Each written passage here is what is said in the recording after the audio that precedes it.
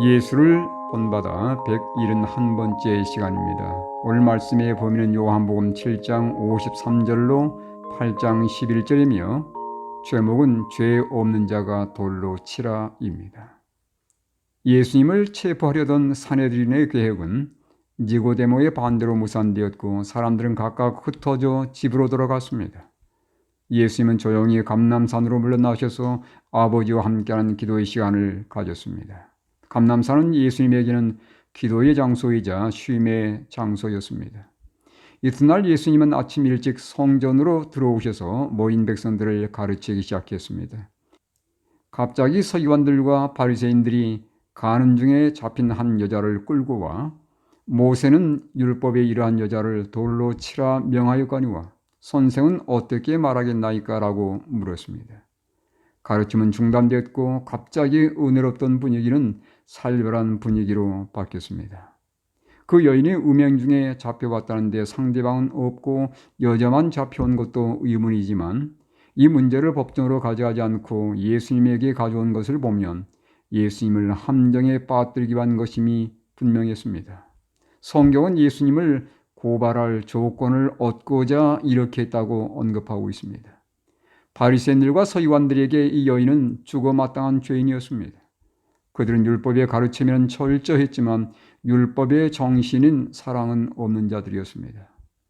그들은 죄인들에 대해서는 철저히 배격했지만 여전히 자신들은 은밀한 가운데 죄를 범하고 있는 자들이었습니다. 그들은 남의 실수에 대해서는 비난과 고발을 일삼으면서도 자신들의 실수에 대해서는 관대한 자들이었습니다. 이것이 바로 율법주의자들이 품고 있는 정신입니다. 예수님의 발 앞에 엎드린 여인은 아무 소리도 못하고 숨을 죽이며 두려움 가운데 떨고 있었습니다. 서기관들과 바리새인들이 왜 이 여인을 끌고 왔는지 그리고 왜 이런 질문을 하는지 예수님은 그들의 의도를 알았습니다.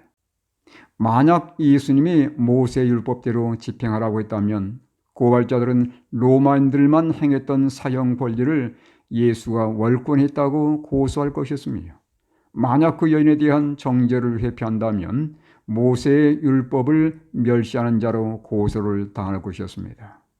모든 것의 의도를 알고서 예수님은 아무 말 없이 몸을 굽히고서 손가락으로 땅에 뭔가를 쓰기 시작했습니다. 십계명을 기록하신 손가락, 그리고 바벨론의 마지막 밤에 나타나 벽에 심판을 기록하신 그 손가락, 그 손가락으로 예수님은 흙먼지 위에 뭔가를 기록하셨습니다. 사람들은 가까이 다가가 그분이 무엇을 기록하고 있는지를 보았습니다. 그것은 다름 아닌 자신들이 지은 은밀한 죄들이었습니다. 사람들은 깜짝 놀라 뒤로 물러났으며 마치 자신들이 전지하신 심판자 앞에 선 듯한 그런 기분을 느꼈습니다. 그 예수님 앞에서 고발자들은 더 이상 고발자가 아니라 그 여인과 다를 바 없는 동일한 죄인의 신분으로 전락되었습니다. 예수님은 일어서서 그들을 둘러보며 너희 중에 죄 없는 자가 먼저 돌로 치라고 말씀했습니다. 고발자들 자신들의 죄가 드러나는데 그 누가 감히 이 여인을 정죄하며 그 여인에게 돌을 던질 수 있겠습니까? 예수님의 말씀에 양심의 가책을 느끼어 그 여인을 고발했던 사람들은 하나씩 떠나갔고 오직 예수와 그 가운데 섰는 여자만 남았습니다. 서기관들과 바리새인들은 예수님이 자신들의 죄를 땅바닥에 기록한 것을 보고서 양심의 가책을 느꼈습니다. 그때 그들은 어떤 선택을 했습니까?